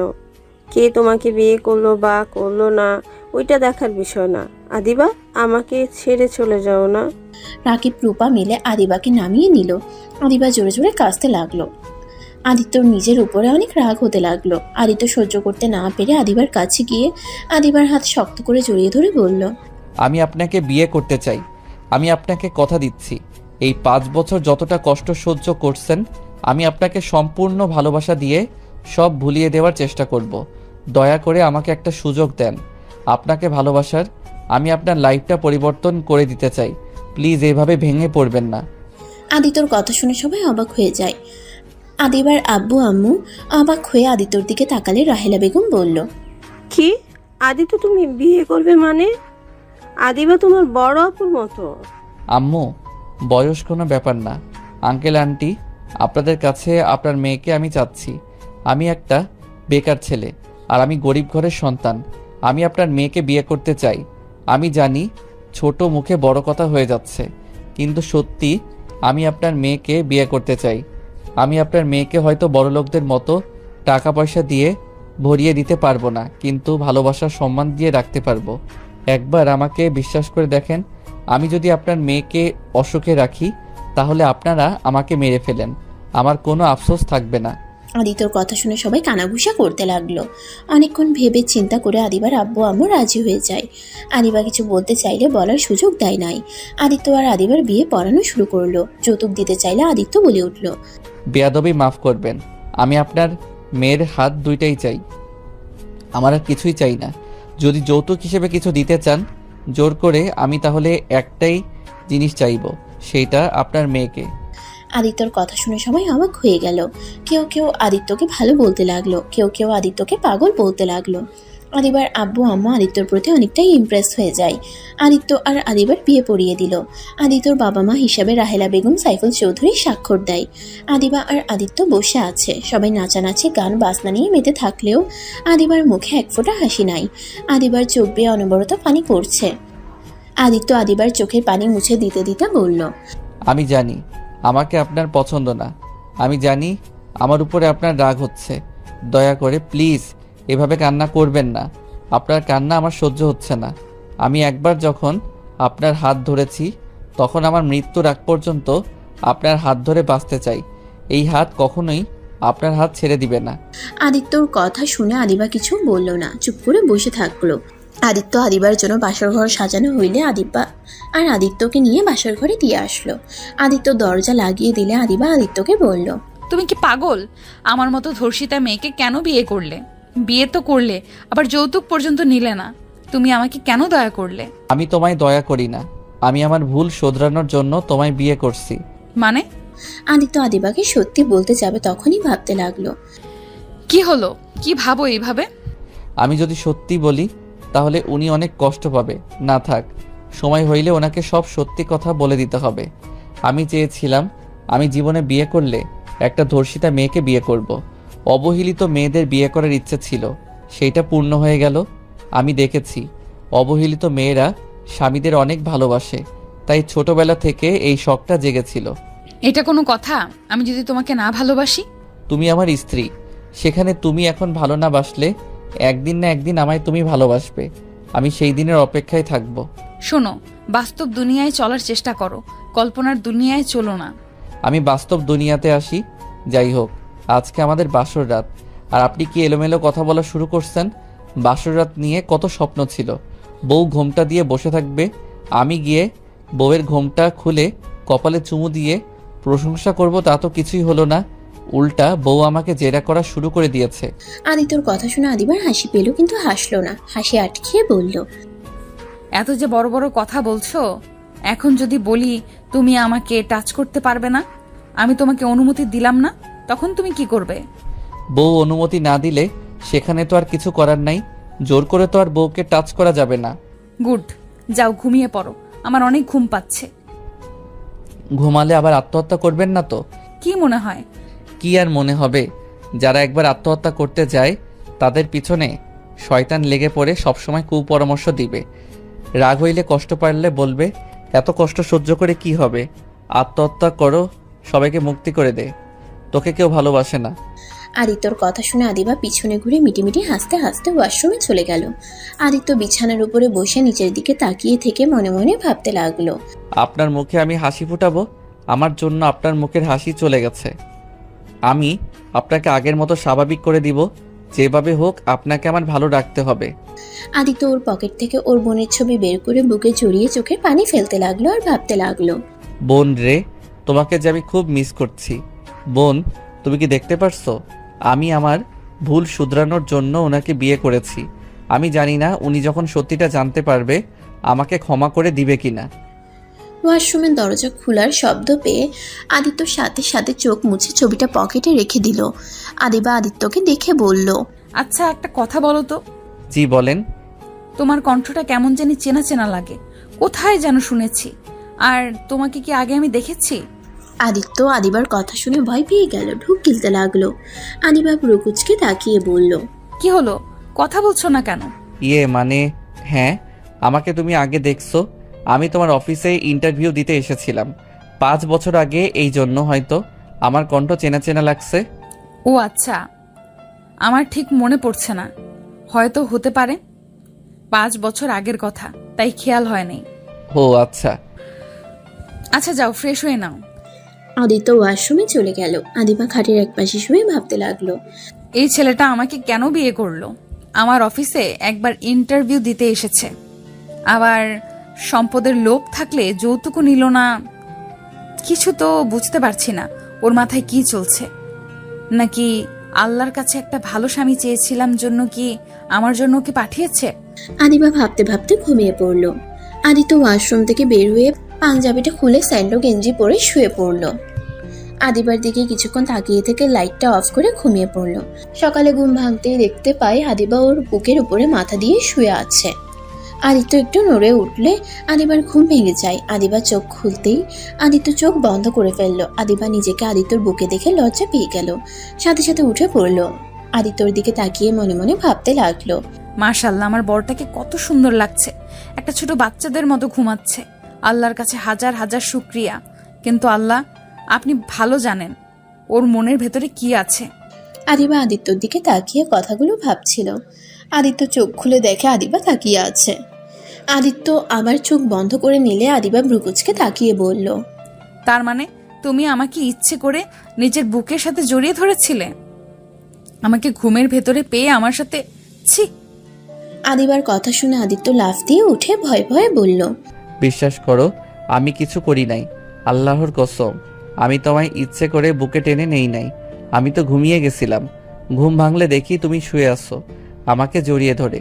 তোমাকে নড়তে দেখে ভয়ে চোখ বন্ধ করে নিয়েছিলাম, যাতে তুমি আমায় ভুল বুঝতে না পারো। ওকে বিশ্বাস করলাম। যদি ভুলেও ঘুমের ভেতরে আমাকে টাচ করার চেষ্টা করো তাহলে তোমার খবর আছে বলে দিলাম। আদিবা কথাটা বলেই খাট থেকে নেমে মিটিমিটি হাসতে লাগলো আর মনে মনে বলতে লাগলো, বরটা কি ভয়টাই না পেয়ে গেছে, মুখটা দেখার মতো ছিল। আদিবা ওয়াশরুমে চলে গেল। আদিত্য খাটের উপরে বসে পড়ল। আদিবা গোসল করে আসলো। আদিবা তোয়ালা পিছিয়ে আসলে আদিত্য সাথে সাথে চোখ সরিয়ে নিল। আদিবা ড্রেসিং টেবিলের সামনে গিয়ে হেয়ার ড্রায়ার দিয়ে চুল শোকাতে লাগলো। আদিত্য আর চোখে তাকিয়ে দেখতে লাগলো। আদিবা আয়নায় আদিত্যকে আর চোখে তাকাতে দেখে মিটিমিটি করে হাসতে লাগলো আর ভাবতে লাগলো, দেখবো কি করে, কতক্ষণ নিজেকে কন্ট্রোল করে রাখো, আমার অনুমতি ছাড়া কতক্ষণ নিজেকে ধরে রাখতে পারো। আদিবা চুল শুকিয়ে আদিত্যর দিকে ভ্রুকুচকে তাকিয়ে বলল, এভাবে কি দেখছো? আদিবার কথা শুনে আদিত্য থতমত খেয়ে গেল। আদিত্য তোতলাতে তোতলাতে বলল, কই কি দেখছি? আমি তো দেখলাম তুমি আমার দিকে তাকিয়েছিলে। হ্যাঁ তাকাইছি, তো কি হয়েছে? আমি তো আর আপনাকে ধরি নাই। আর আপনি এভাবে একটা ছেলে মানুষের সামনে থাকলে যে কোনো ছেলের আদর করতে ইচ্ছে করবে। আদিত্য কথাটা বলে সাথে সাথে মুখ চেপে ধরল। আদিবা প্রকুচকে তাকাতে আদিত্য দৌড়ে ওয়াশরুমে চলে গেল। আদিত্যকে দৌড়ে যেতে দেখে হাসতে লাগলো আদিবা। হাসি থামিয়ে শাড়ি পরতে লাগলো। আদিত্য ওয়াশরুম থেকে বের হয়ে দেখে আদিবা শাড়ির কুচি সামলাতে পারছে না। আদিত্য গিয়ে আদিবার কুচি ধরে ঠিক করে দিতে লাগলো। আদিবা মুচকি হাসি দিল। আদিত্য বসা থেকে উঠতেই আদিবা হাসি থামিয়ে গম্ভীর গলায় বলল, কি ব্যাপার, তুমি গোসল না করে সবাইকে বোঝাতে চাও নাকি যে আমি তোমাকে আমার কাছে আসতে দেই নাই? আমার কোনো পোশাক নিয়ে আসি নাই। কে জানতো আপনার বিয়ে খেতে এসেছে আপনাকে বিয়ে করে ফেলবো। আপনি গোসল করেন গা, যান। আমি অলরেডি আপনার জন্য শার্ট প্যান্ট অর্ডার দিয়েছি। এখন লাগবে কিনা সেটাই চেক করতে হবে। রাকিবের মাপে কি আপনার হয়? তুমি আবার আমার সাথে তাল মিলিয়ে আপনি আপনি করছো কেন? আর রাকিব ভাইয়ার মাপ তুমি জানো কিভাবে? তুমি আপনি বলবে আর আমি বললেই দোষ? আর রাকিব আমার বেস্টর বয়ফ্রেন্ড, মাঝে মাঝে ওর জন্য শার্ট প্যান্ট কিনতে গেছি, তাই সেখান থেকে আমার মুখস্থ আছে। ও আচ্ছা। যাও এখন গোসল করে আসো। ওই তো পার্সেল মনে হয় চলে এসেছে। আদিবা ওয়াশরুমে চলে গেল। আদিবা দরজা খুলে দেখে রাকিব রূপা দাঁড়িয়ে আছে। রাকিব আদিবার দিকে তাকিয়ে বলল, তোকে কি বলবো রে? তোর যেটা মন চায় ওইটাই ডাক। তোরা দুইজন একসাথে কাহিনী কি? তোর পার্সেল দিতে এসেছিলাম, এখানে আবার এটা কেন এসেছে আমি কি জানি। আমার ছোট ভাইয়ের সাথে দেখা করতে আসছি। ভাব। আচ্ছা দুইজন বসেক। রাকিব খাটে বসলে আদিবা পার্সেল দিতে দিতে রাকিবের কোলে বসে পড়ে। আদিবা হাসতে লাগলে রূপা সাথে সাথে কোল থেকে নেমে রাকিবকে মারতে লাগলো। রাকিব রূপাকে ধরে বলল, আর আমি কি ইচ্ছে করে তোমাকে কোলে বসেছি নাকি? তুমি নিজেই তো আমার কোলে বসেছো। তুই দেখলে আমি বসছি, তাহলে তুই সরে গেলি না কেন? আরে ভাবার কই সুযোগ দিলে যে সরে যাবো নাকি থাকবো? দুইজন থাম। আদিত্য তোয়ালা পরে ওয়াশরুম থেকে বের হয়ে দেখে রাকিব আর রূপা। আদিত্যর দিকে তাকিয়ে রূপা বলল, বাহ আদিবা, তোর জামাই তো কত কিউট রে। কথাটা বলে লজ্জায় মুখ বানালে আদিবা রেগে আদিত্যর দিকে পার্সেল ছুঁড়ে মেরে বলল, নিজের শরীর সবাইকে দেখানোর খুব ইচ্ছা জাগছে তাই না? যাও ভেতরে, যত সব। আদিত্য পার্সেলটা নিয়ে ওয়াশরুমে চলে গেল। আদিবাকে রেগে যেতে দেখে রূপা হাসতে হাসতে বলল, বাহ বাহ, বান্ধবী দেখি জামাইয়ের দিকে কারো নজর দিতে দিবে না। দোস্ত, আর কাউকে জামাইয়ের ভাগ দিস বা না দিস, আমাকে দিস তাহলে চলবে। রূপা রাগ তুলিস না। আমার জামাইয়ের দিকে নজর দিলে খবর আছে। তোর বয়ফ্রেন্ডের দিকে আমি কোনোদিন নজর দিয়েছি? দেশ নাই, ওটা তোর ভুল, তাই বলে আমি যে দেব না এটা তো হতে পারে না। রূপা বাজে কথা বলবে না। আদি তো তোমার দেবর হবে, তাই ওকে নিয়ে মজা করা বন্ধ করো। কিসের দেবর? ওই আমার জামাই হবে। রাকিব রেগে যেতে লাগলো, সাথে আদিবাও রেগে গেল। দুজনকে রাখতে দেখে রূপা মনে মনে অনেক হাসতে লাগলো। আদিত্য ওয়াশরুম থেকে বের হয়ে দেখে রাকিব রেগে আছে। আদিত্য তাড়াতাড়ি করে গিয়ে রাকিবকে ধরে বলল, ভাইয়া কি হয়েছে, এত রাগ করছো কেন? ভাইয়া তোমাকে না বললাম মাথা ঠান্ডা রাখতে? আদিত্যকে রাকিব ধাক্কা দিয়ে সরিয়ে দিয়ে বলল, তুমি আর একটা কথা বলবে না। আমার ভালোবাসাকে তুমি নিয়ে নিচ্ছ। এই কয়েকদিনে আমার আব্বু আম্মুর মনে অনেকখানি জায়গা করে নিয়েছো, আবার আমার ভালোবাসার মানুষটার দিকে নজর দিচ্ছ। রাকিব আদিত্যকে আর কিছু বলতে না দিয়ে হানহান করে চলে গেল। আদিত্য থ হয়ে দাঁড়িয়ে থেকে রাকিবের চলে যাওয়ার দিকে তাকিয়ে দেখতে লাগলো। আদিত্য রূপার দিকে তাকিয়ে বলল, আপু আমি আপনার সাথে কি করছি? আপনি ভাইয়াকে কি বলছেন? আমি তো আপনাকে নিজের বড় বোনের মতো দেখি। আরে কিসের বড় বোন? আমাকে বইয়ের নজরে দেখতে পারো। আদিবা আরো রেগে গেল। রেগে রূপার সামনে আদিত্যকে ধরে ঠোঁটে কিস করে দিল। আদিত্য রূপা অবাক হয়ে গেল। আদিত্য চোখ বড় বড় করে ফেলে। আদিবা 2 মিনিট পর ছেড়ে দিয়ে আদিত্যকে শক্ত করে জড়িয়ে ধরে বলল, আদিত্য শুধু আমার স্বামী, আর কারো না। আমার স্বামীর দিকে যে নজর দিবে আমি তার চোখ তুলে ফেলবো। আদিত্য আদিবার কথা শুনে ইমোশনাল হয়ে গেল। আদিত্য আদিবার দিকে তাকিয়ে ভাবতে লাগলো, আমাকে নিয়ে তুমি এমন পাগলামি করছো? যখন জানতে পারবে আমি কোনো ভালো ছেলে না, আমি তোমার জীবনটা বরবাদ করে দেওয়ার সেই মানুষটা, আমায় তুমি তখন ঘৃণা করবে। আমাকে এতটা ভালোবাসা তখন আর হয়তো দিবে না। রূপা আদিবার পাগলামি দেখে হাসতে লাগলো। আদিবা রূপাকে দেখে হাসতে হাসতে বলল, তোর কি মনে হয় আমি তোর জামাইয়ের দিকে নজর দেব? আরে আমি তো রাকিব আর তোকে একটু জেলাসি করাচ্ছিলাম। শোন, তুই ভালো করে জানোস আমার মন প্রাণ জুড়ে শুধুমাত্র রাকিব, আর কেউ নাই। আর জায়গা আমি কাউকে দিতেও পারবো না। আর আদিত্য তো আমার ছোট ভাইয়ের মতো, আর তার উপরে আবার তোর স্বামী, সেখানে আমি ওর দিকে নজর কিভাবে দিই বলতো? রূপার কথা শুনে আদিত্য অনেকটাই খুশি হলো। আর আদিবা লজ্জায় পড়ে গেল। আদিবা রূপাকে বলল, সরি। থাক, সরি বলতে হবে না। আর আদিত্য, তোমার ভাইকে বলো না আমি যে ওকে এখনো ভালোবাসি, তাহলে আবার আমার ওপরে অধিকার খাটাতে আসবে। আপু ভাইয়া আপনাকে অনেক ভালোবাসে। ভাইয়া এখন আর আগের মতো কথায় কথায় রেগে যায় না। আপু ভাইয়াকে আর কষ্ট দিয়েন না, ভাইয়াকে ক্ষমা করে দেন। সময় হলেই দেব। ওকে আরও নিজেকে পাল্টাতে হবে। হ্যাঁ, ও আগের থেকে এখন সত্যি অনেক পাল্টে গেছে। কারণ এখন যদি আগের রাকিব হতো, রেগে আমার গলা চেপে ধরতো তোমাকে নিয়ে এসব কথা বলার জন্য। কিন্তু ও নিজেকে অনেকটাই কন্ট্রোল করে চলে গেছে, কিন্তু আরও পরিবর্তন হতে হবে। আপু, বেশি পরিবর্তন করতে গিয়ে আবার যেন হারিয়ে ফেলেন না। ওসব বাদ দাও, চলো নিচে যাই। সবাই আনন্দ করছে, তোমরা এত দেরি করে ঘুম থেকে উঠলে, কত কিছু মিস করেছো। তুই যা, আমরা আসছি। রূপা চলে গেল। আদিবা আদিত্যের দিকে তাকিয়ে বলল, ওইটা অভিনয় ছিল, তাই বলে কিন্তু আবার জোর করে আদর করতে এসো না। আচ্ছা। আদিবার মুখ দেখে বোঝা যাচ্ছিল আদিবা যা বলল এটা ওর মুখের কথা, মনের কথা না। আদিবা চলে যেতে নিবে, সাথে সাথে আদিত্য হাত ধরে টান দিয়ে নিজের কাছে নিয়ে এসেছে, ঠোঁটের সাথে ঠোঁট বসিয়ে দিল। আদিবা প্রথমে নিজেকে আদিত্য থেকে সরিয়ে নেওয়ার চেষ্টা করলে আদিবা পরে আর পারে না। আদিত্য ঠোঁট চুষতে লাগলো, আদিত্য মিটিমিটি হাসতে লাগলো আর মনে মনে ভাবতে লাগলো, আমি বুঝতে পারছিলাম তুমি আমার কি থেকে কি চাচ্ছ। তুমি হইলে এমন মানুষ, নিজের ইচ্ছেটা মুখে প্রকাশ করতে পারো না। তোমার না কথা মানে তুমি ওইটা চাও। আস্তে আস্তে আমি তোমাকে বোঝার চেষ্টা করব। আদিত্যর নিঃশ্বাস বন্ধ হয়ে আসতে নিলে আদিবাকে ছেড়ে দিলে দুজন জোরে জোরে নিঃশ্বাস নিতে লাগলো।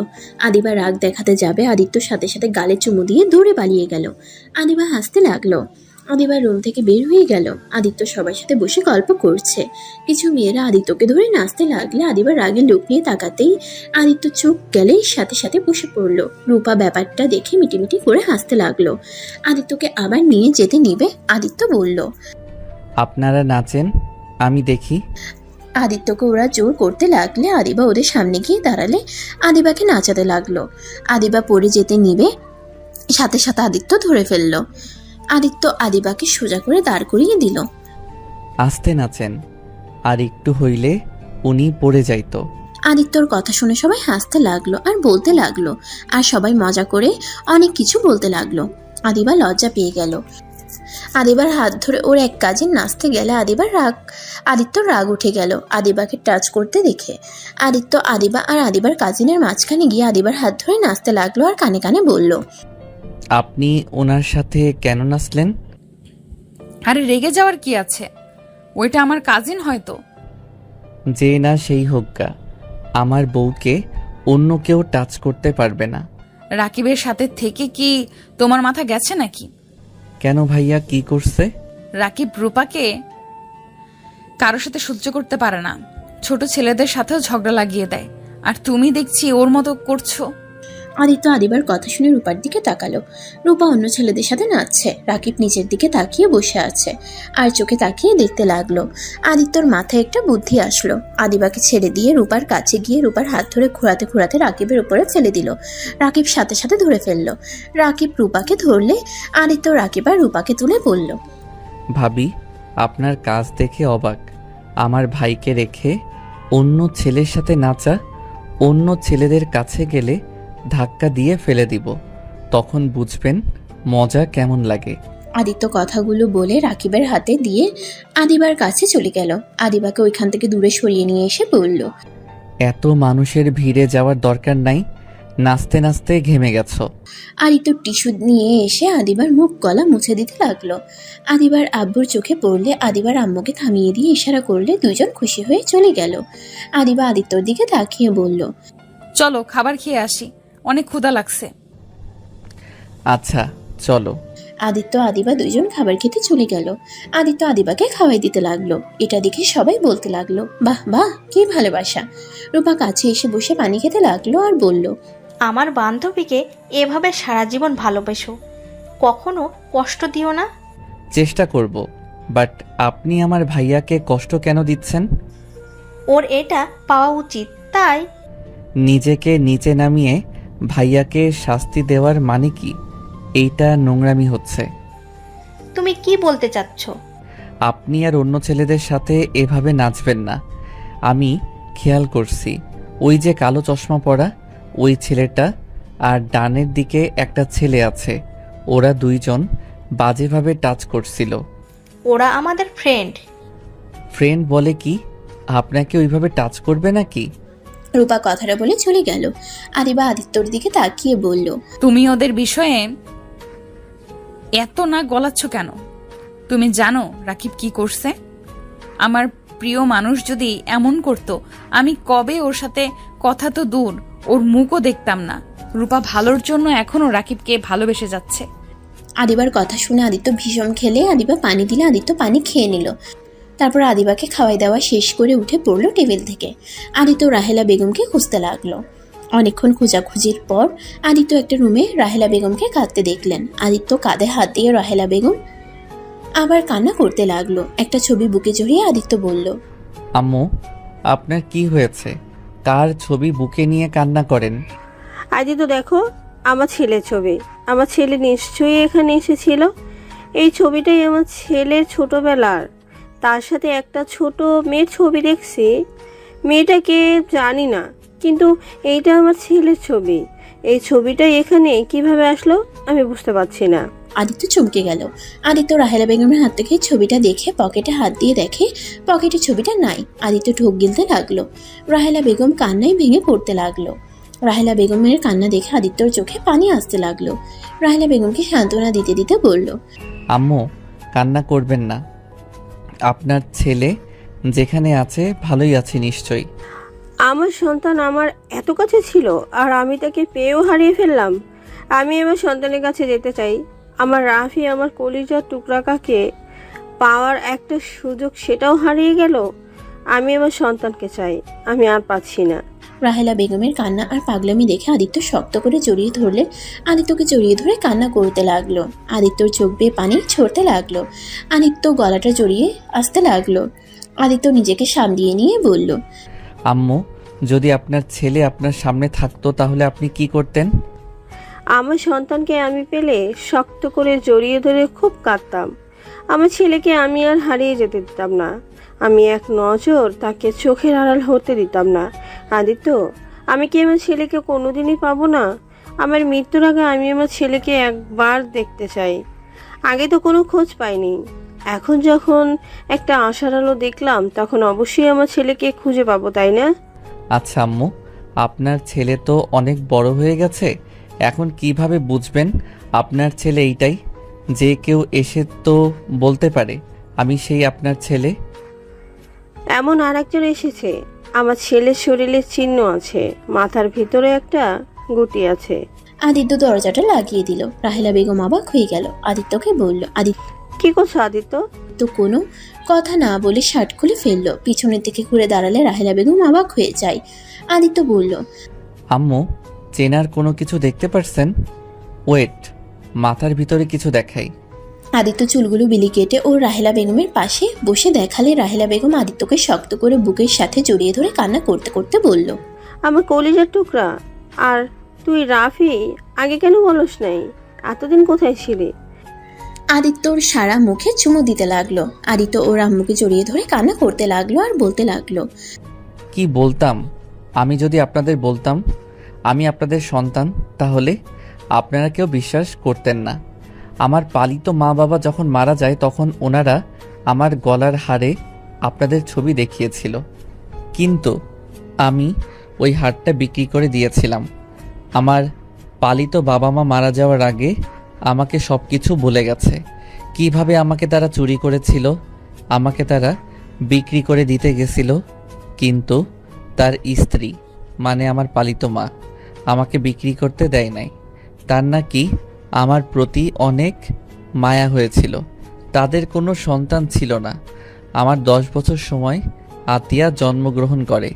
আমি তখনও জানতাম না আমি তাদের সন্তান না। আমার 17 বছর সময় আমার পালিত বাবা মা আমাকে সব বলে দিয়েছিল আমি তাদের সন্তান না। আমার ছোটবেলার সব কিছু আমার কাছে দিয়েছিল। তারা দুইজন এনকাউন্টার হয়ে মারা যায়। তারপর থেকে আমি আমার ছোট বোন আতিয়াকে নিয়ে একা থাকতাম। ওর খাবার জন্য আমি চেনটা বিক্রি করে দিয়েছিলাম। এমনকি আমি একটা অন্যায় কাজও করেছি। তার পাপের শাস্তি হিসেবে আমার বোনকে পেতে হয়েছে। আদিত্য কথাগুলো বলে কান্না করতে লাগলো। কান্নায় ভেঙে পড়লে রাহেলা বেগম জড়িয়ে ধরে কান্না করতে করতে বলল, কান্না করিস না বাবা, এখানে তোর কোনো দোষ নাই।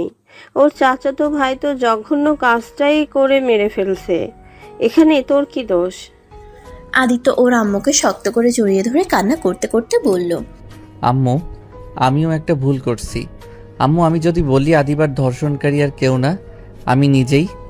আদিত্যর কথা শুনে রাহেলা বেগম আদিত্যকে ছেড়ে দিল। রাহেলা বেগম কান্না থামিয়ে বলল, মানে কি বলছি? আম্মু, আমি সেই ছেলেটা যে নিজের বোনের খাবারের জন্য ছিনতাই করতে গিয়ে তাকে ধর্ষণ করেছিল, যার শাস্তি আমার বোনটাকে পেতে হয়েছে। আদিত্যর কথা শুনে রাহেলা বেগম হতভম্ব হয়ে গেল। আদিত্য ওর আম্মুর পা জড়িয়ে ধরে বলল, আম্মু, আমি সেদিন জানি না কোন জ্ঞানে ছিলাম, আমি নিজের অজান্তে এমন ভুল করে ফেলি। সেই দিন পর থেকে আমি শান্তিতে ঘুমাতে পারি নাই। এই পাপের জন্য আমি ভিতরটা শেষ হয়ে যাচ্ছে, কুড়ে কুড়ে খাচ্ছে এই অপরাধটা। আমি সহ্য করতে পারছি না। আমি আদিবার সামনে যতবার বলতে গেছি, আমি ভয়ে বলতে পারছি না। আম্মু, আমি ভুল শোধরানোর জন্য বিয়েও করলাম, কিন্তু তারপর নিজের ভিতরে অপরাধ বোধটা আমাকে শেষ করে দিচ্ছে। রাহেলা বেগম আদিত্যকে ধরে খাটে বসিয়ে দিয়ে বলল, চুপ, কাউকে কিছু বলবি না। এই কথা এখানে শেষ করে দে। এই কথা কোনোদিন কারো সামনে নিয়ে আসিস না। ওরা যদি জানতে পারে তাহলে ওরা তোকে মেরে ফেলবে। আমি তোকে আর হারাতে চাই না। এই কথা আর কাউকে বলবি না। ওদের কাছে কোনো প্রশ্ন নাই। ওই ছেলেটাই কেমন দেখতে, ছেলেটার কণ্ঠ কেমন সেটাও ভালো করে মনে নাই।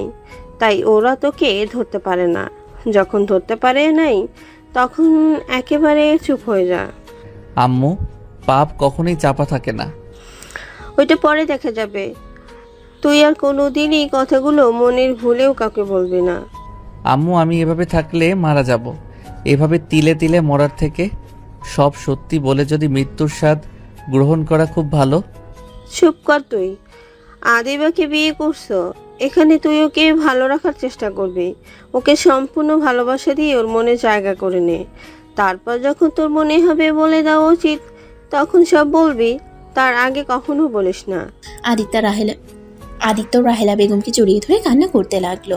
রাহেলা বেগম আদিত্যের চোখ মুছে দিল। হঠাৎ করে বাথরুম থেকে দরজা খোলার শব্দ শুনে দুজনে ভয় পেয়ে গেল। দুজন ঘুরে তাকিয়ে দেখে সাইফুল চৌধুরী। রাহেলা বেগম দীর্ঘ নিঃশ্বাস ফেলল। সাইফুল চৌধুরী আদিত্যকে শক্ত করে জড়িয়ে ধরে ইমোশনাল হয়ে গেল। আদিত্য ইমোশনাল হয়ে যায়। আদিত্যর আব্বু বলল, তোকে কত খুঁজেছি আর তুই আমাদের কত কাছে, অথচ আমরা তোকে চিনতে পারি নাই। তোর কোনো দোষ নাই।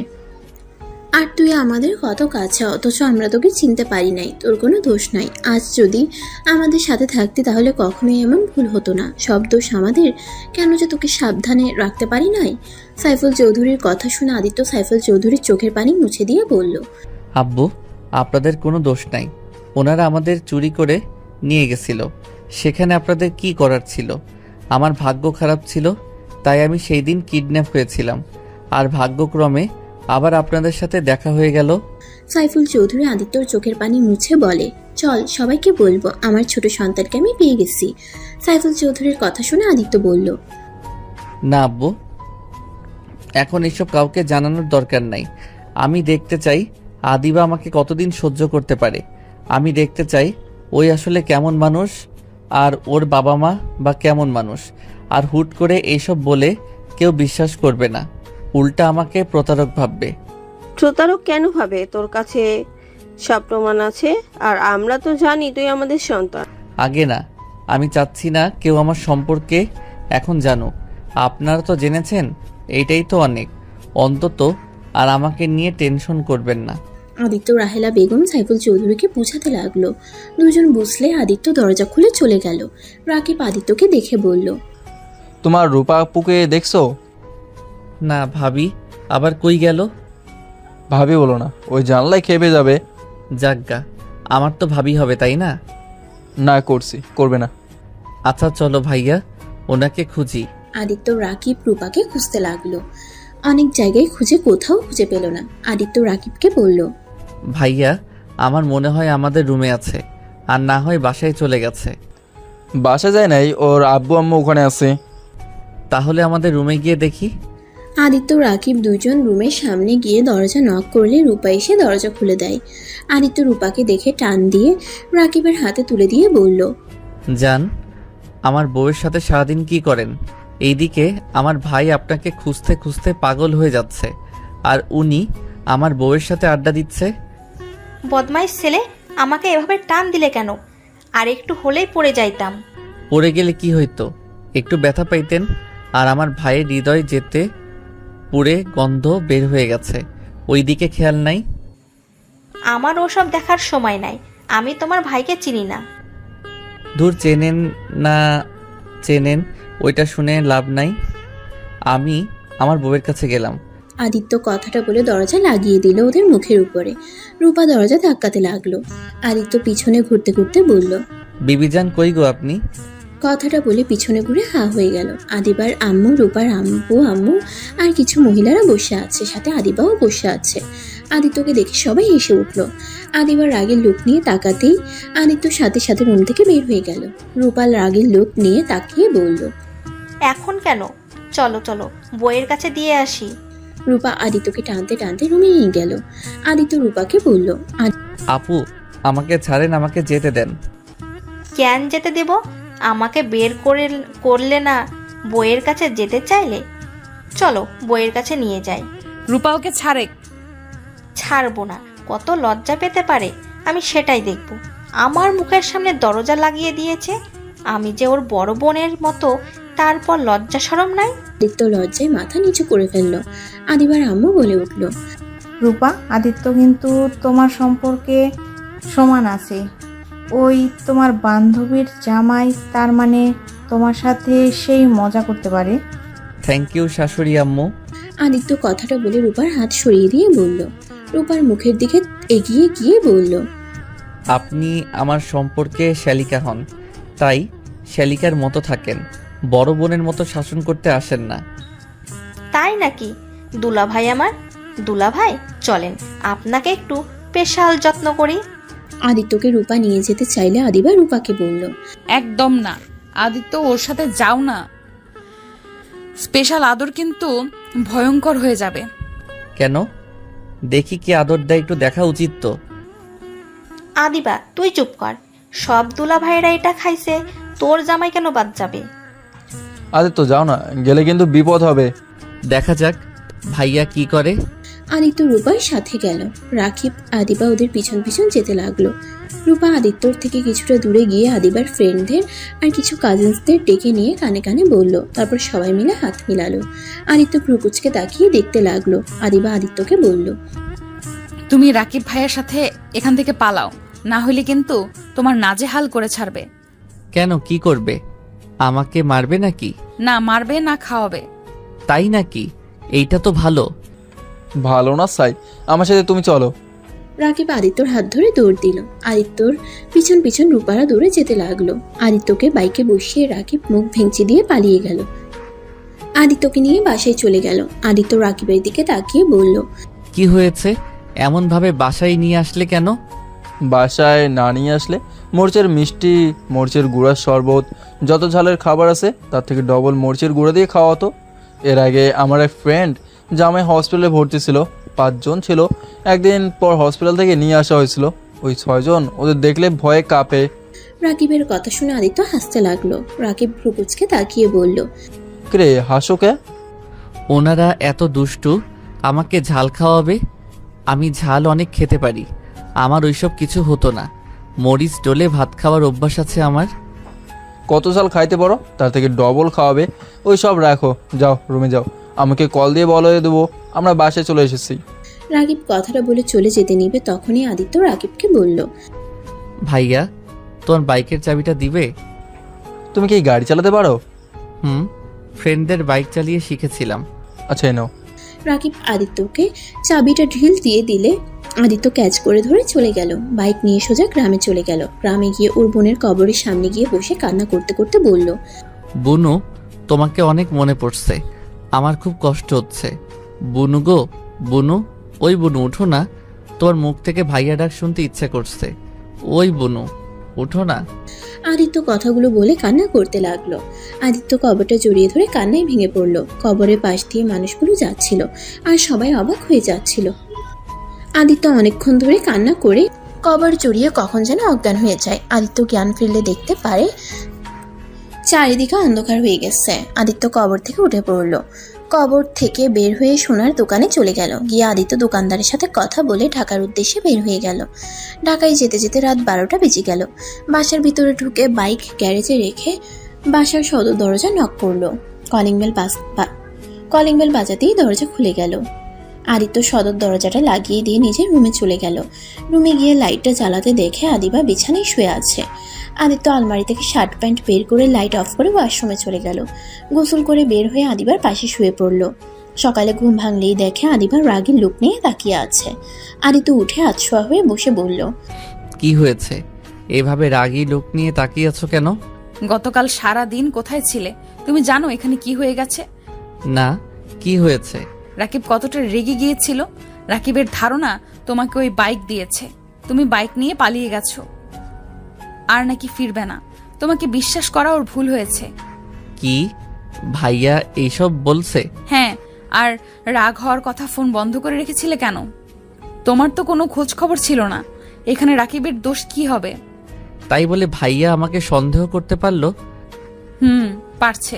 তুমি ওকে বাইকের চাবি দিয়ে আসো। তোমার বাইক দরকার হইলে আমাকে বলতে পারতে, আমি তোমাকে বাইক কিনে দিতাম।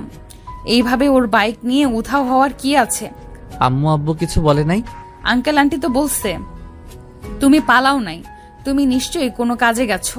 তুমি ফিরে আসবে। রাকিব ওর আব্বু আম্মুকে তোমার উপরে এত কনফিডেন্স দেখে আরো রেগে গেছিল। ও আচ্ছা। তা তুমি কোথায় গেছিলে? কেন ফোন ধরো নাই? তোমার কি জ্ঞান বুদ্ধি নাই?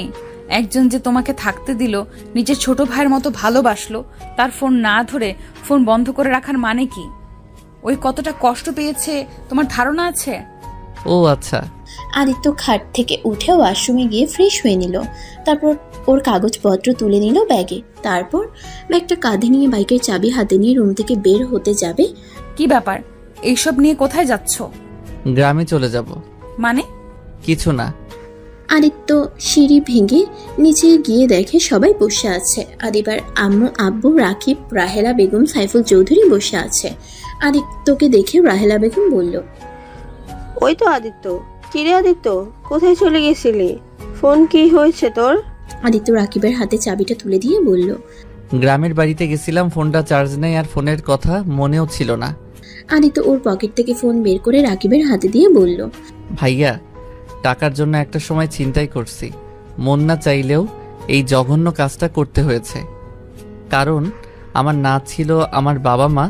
ছোট বোনের ক্ষুধা দেখে তার চোখের পানি সহ্য হতো না। আমার বোনটা ছিল ছোট বাচ্চাদের মতো, বুদ্ধি বিকাশ ঘটে নাই। ওই বুঝতেও পারতো না ভাইয়ার কোনো সামর্থ্য নাই তাকে কিছু কিনে নিয়ে এসে দেওয়ার। আমি নিজেই ছোট, সেখানে বোনের জন্য কিভাবে কি করব। বোন যখন আমাকে জড়িয়ে ধরে কান্না করে বলতো, ভাইয়া আমার অনেক ক্ষুধা লাগছে, আমাকে কিছু খেতে দাও, আমি আর সহ্য করতে পারছি না।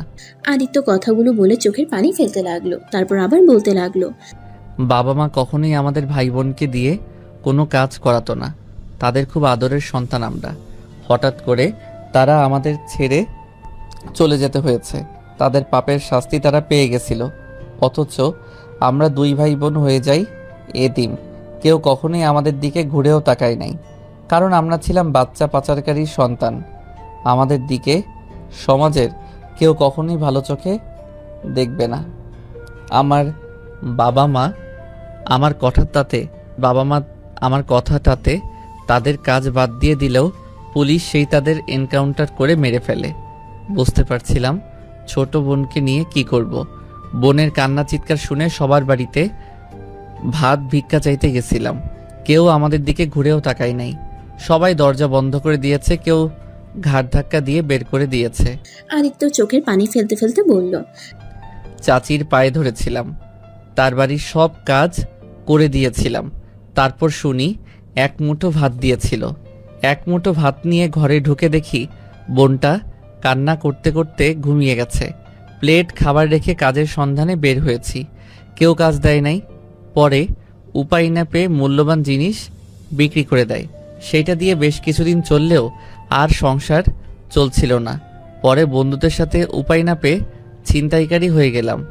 ছিনতাইকারী করে নিজের পড়াশোনা আর বোনের খাবার জোগাড় করতাম। ভাইয়া, এখন আর আমার কেউ নাই যে তোমার বাইক নিয়ে আমার পালিয়ে যেতে হবে। আমি ভাবতে পারি নাই তোমার মনে এমন একটা প্রশ্ন আসবে। ভাইয়া, আমাকে তুমি অনেক ভালোবাসা দিয়েছো, আমাকে তোমার বাড়িতে থাকতে দিয়েছো, এতে তোমার কাছে কৃতজ্ঞতা স্বীকার করছি। আদিত্যর কথা শেষ হইলে রাহেলা বেগম আদিত্যকে পিছন থেকে জড়িয়ে ধরে কান্না করতে লাগলো। সবার চোখে পানি চলে এসেছে। রাকিব আদিত্যকে কিছু বলতে যাবে, সাথে সাথে রাহেলা বেগম বলল, তুই জীবনে এত কষ্ট করছস, আমার দম বন্ধ হয়ে যাচ্ছে।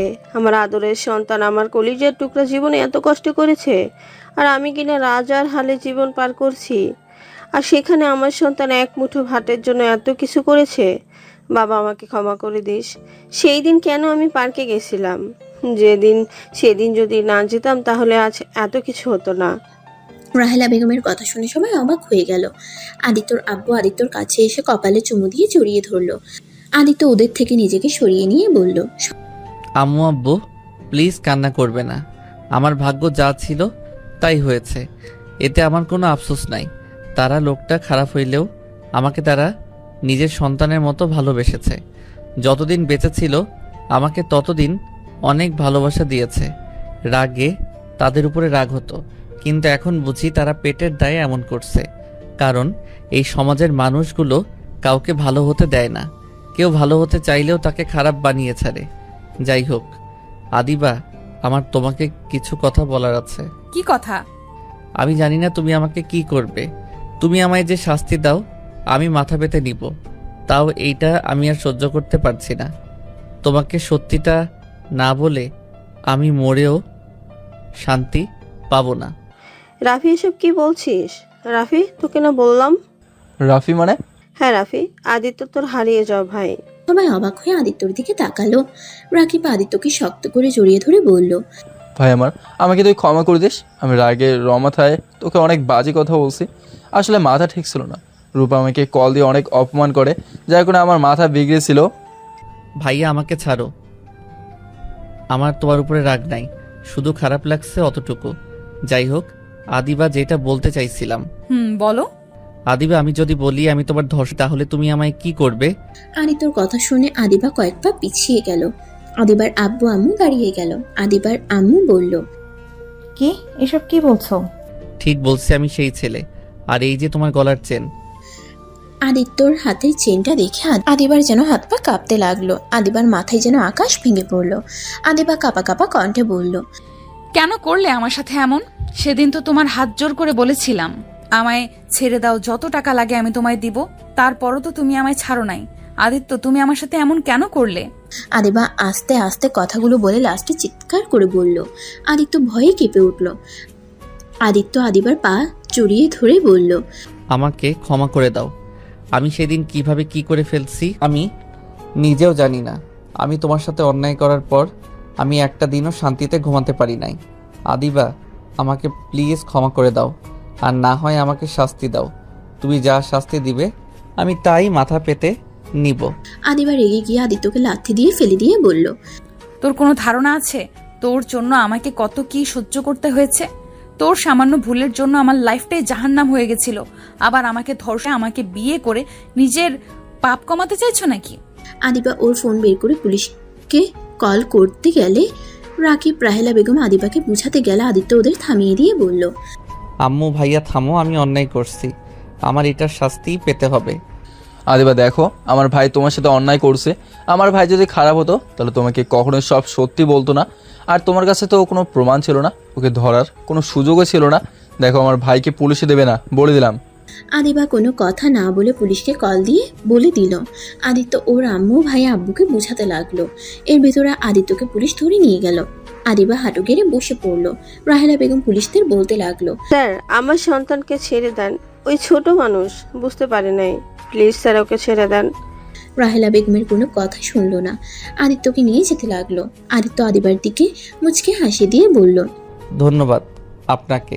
আমি এখন নিজের ভিতরে কিছুটা হইলেও শান্তি পাচ্ছি। আম্মু আব্বু ভাইয়া, কান্না করো না। আমি জানি না আমার কি হবে। আমার বোনের কবরটা সুযোগ হইলে একটু খোঁজ খবর নিও। জঙ্গল দিয়ে ভরে গেলেও একটু পরিষ্কার করে দিয়ে এসেছো। আদিত্য চলে গেল পুলিশের গাড়িতে উঠে। রাকিব রেগে আদিবাকে বলল, তো শান্তি হয়েছে তো, তাই না? এখানে বসে নাটক করিস না, যা এখন এখান থেকে, না হলে খুব খারাপ হয়ে যাবে। তুই ভালো করেই জানোস যা এখান থেকে। আদিবার আব্বু আম্মা আদিবাকে নিয়ে চলে গেল। রাহেলা বেগম, রাকিব, সাইফুল চৌধুরী পুলিশ স্টেশনে চলে গেল। আদিত্যকে ছাড়ানোর অনেক চেষ্টা করতে লাগলো। আদালতে নিয়ে গেলে আদিত্য সব স্বীকার করে নেয়। আদিত্যকে 10 বছরের জেল দিয়ে দেয়। এটা শুনে রাহেলা বেগম জ্ঞান হারিয়ে ফেলে। সাইফুল চৌধুরী থ হয়ে বসে পড়ে। আদিত্য আদিবার দিকে তাকিয়ে মুচকে হাসি দিল। আদিত্যর হাসিতে আদিবার বুকের ভিতরে ক্ষতবিক্ষত হয়ে যেতে লাগলো। আদিত্য সাইফুল চৌধুরী আর রাকিবের সাথে একবার কুশল বিনিময় করে পুলিশের সাথে চলে যেতে লাগলো। আদিবা সহ্য করতে না পেরে আদিত্যর পিছনে ছুটে যেতে লাগলো। আদিত্যকে পিছন থেকে জড়িয়ে ধরে কান্না করতে করতে বলল, কেন এমন করলে? আমি তো সব তুলে নিতে চেয়েছিলাম, তারপরও কেন আমার কথা শুনলে না? সব দোষ নিজের কাছে কেন তুলে নিলে? স্বীকার করতে বারবার না করা সত্ত্বেও কেন স্বীকার করলে? আদিবা কান্নায় আদিত্যর শার্ট ভিজে ফেলতে লাগলো। আদিত্য পিছনে ঘুরে আদিবার চোখ মুছে দিয়ে বলল, আমি যে পাপ কাজ করছি, আমাকে শাস্তি পেতে হতো, আমাকে ফাঁসি দিলেও আমি হাসি মুখে বিদায় নিতাম। সেখানে আমাকে শুধু 10 বছরের জেল দিয়েছে। আর জেল খাটার আমার অভ্যাস আছে। শুনো, কান্না করো না, তুমি ডিভোর্স লেটার পাঠিয়ে দিও, আমি সাইন করে দিব।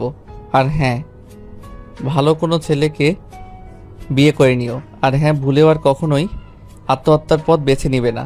ভালো থাকো। আদিত্য শেষবারের মতো আদিবার কপালে চুমু দিয়ে পুলিশ আদিত্যকে নিয়ে যেতে লাগলো। আদিবা আদিত্যর হাত শক্ত করে জড়িয়ে ধরে বলতে লাগলো, তোমাকে যেতে দিব না। আদিত্য, তুমি যাও না। আমি তোমাকে ছাড়া কিভাবে থাকবো?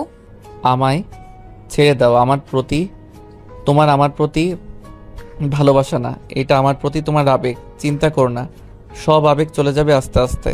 আদিত্য আদিবার থেকে নিজের হাত সরিয়ে নিয়ে গাড়িতে উঠে চলে গেল। আদিবা হাঁটু করে বসে চিৎকার করে কান্না করতে লাগলো। আদিত্য আদিবার কান্নাগুলো কেন জানি সহ্য হচ্ছিল না। আদিবার কাছে ছুটে যেতে ইচ্ছে করলে আদিত্য ছুটে যেতে পারবে না। আদিত্য মুখ ঘুরিয়ে নিল। 10 বছর পর আদিত্য জেলখানা থেকে বের হইলে দেখতে পেল সাইফুল চৌধুরী, রাকিব, রূপার সাথে ছোট্ট একটা বাচ্চা দাঁড়িয়ে আছে। আদিত্য বুঝতে বাকি রইল না এটা কে। আদিত্য গিয়ে সোজা বাচ্চাটাকে কোলে নিয়ে সারা মুখে চুমু দিয়ে বলল, চাচু কেমন আছো?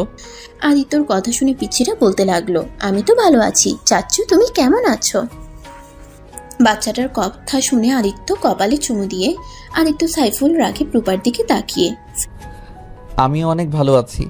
আমার চাচুটাকে দেখে আব্বু, ভাইয়া, ভাবি কেমন আছেন? সাইফুল, রাকিব আদিত্যকে জড়িয়ে ধরলো। আদিত্যকে সাইফুল চৌধুরী চুমু দিলে বাচ্চাটা বলে, দাদু ভাই চাচুকে কিস দিল, আমাকে তো দিলে না। বাচ্চাটার কথা শুনে সবাই হেসে দিল। 5 জন গাড়িতে উঠে বসলো। সবার খোঁজ খবর নিতে লাগলো। বাসায় পৌঁছে সদর দরজার সামনে গিয়ে কলিং বেল দিলে ভিতর থেকে রাহেলা বেগম দৌড়ে দরজা খুলে আদিত্যকে দেখে শক্ত করে জড়িয়ে ধরে কান্না করে দিল। আদিত্য রাহেলা বেগমকে জড়িয়ে ধরে বলল, আম্মু কান্না করছো কেন? আমি তো ফিরে এসেছি। এটা আনন্দের কান্না, ভিতরে আয়, তোর জন্য অনেক কিছু রান্না করছি। রুমে গিয়ে ফ্রেশ হয়ে আয়, আমি তোকে নিজের হাতে খাওয়াবো। ওকে আম্মু, আমি এখনই যাচ্ছি। আদিত্য সিঁড়ি ভেঙে রুমে চলে গেল। রুমে গিয়ে বারান্দায় গিয়ে বাহিরের দিকে তাকিয়ে দেখতে লাগলো। কিছুক্ষণ তাকিয়ে থেকে ওয়াশরুমে গিয়ে গোসল করে নিল। গোসল করে আলমারি থেকে শার্ট প্যান্ট বের করে পরে নিল। আয়নার সামনে নিজের চেহারা দেখে মুচকি একটা হাসি দিল। চোখের অশ্রু পড়তেই সাথে সাথে মুছে ফেলে নিচে চলে গেল। আদিত্য নিচে গেলে রাকিবের ছেলে আদিত্যর কোলে উঠল। আদিত্য টেবিলের সামনে বসলে রাহেলা বেগম আদিত্যকে খাওয়াই দিতে লাগলো।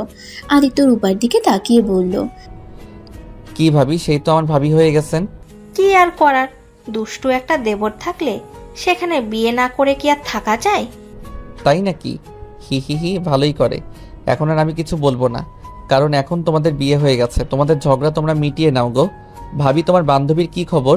আদিত্যর কথা শুনে সবাই চুপ হয়ে গেল। কেউ কোনো কথা বলল না। রাহেলা বেগম বলল, আদিত্য, আমি এই মেয়ের নাম শুনতে চাই না। আম্মু রাগ করছো কেন? রাগ করবো না তো কি করব? ওই মেয়ের জন্য তোকে 10 বছর জেল খাটতে হলো। আর এত ভালোবাসি বলে পাগলামি করলো। কই, ওই দিন তো তোকে দেখতে গেল না, তোর সামনে সব নাটক করছে। আম্মু, তুমি ওকে ভুল বুঝছো। ওই আমার সাথে প্রতি সপ্তাহে দেখা করতে গেছে। আমি তোমাদের কাউকে কিছু বলি নাই, কারণ তোমরা ওর কথা শুনতে রাজি ছিলে না।